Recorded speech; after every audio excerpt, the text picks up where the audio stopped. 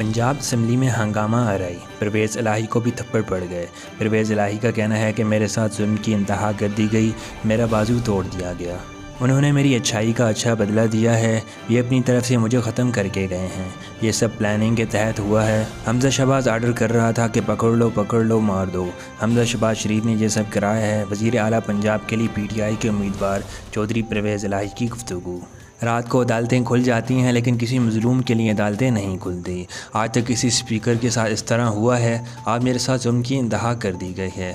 Police Ivan में नहीं आ सकती। ये आज पहली बार हुआ है। मेरे साथ जुल्म की इंतहा कर दी गई, मेरा बाजू तोड़ दिया गया।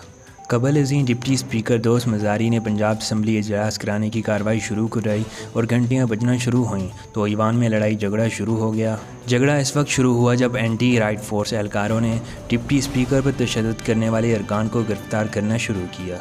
ताहम पुलिस 4 अफराद को गिरफ़्तार करके ले गई है। इनमें नदीम कुरैशी, वासिक अब्बासी, उमर तनवीर भट्ट और एजाज़ी अहमद को गिरफ़्तार किया गया है। इस दौरान इजलास में शदीद लड़ाई झगड़ा शुरू हो गया जिसमें एक दूसरे को मुक्के और थप्पड़ भी मारे गए। चौधरी परवेज़ इलाही भी शदीद हंगामा आराई की जद में आ गए।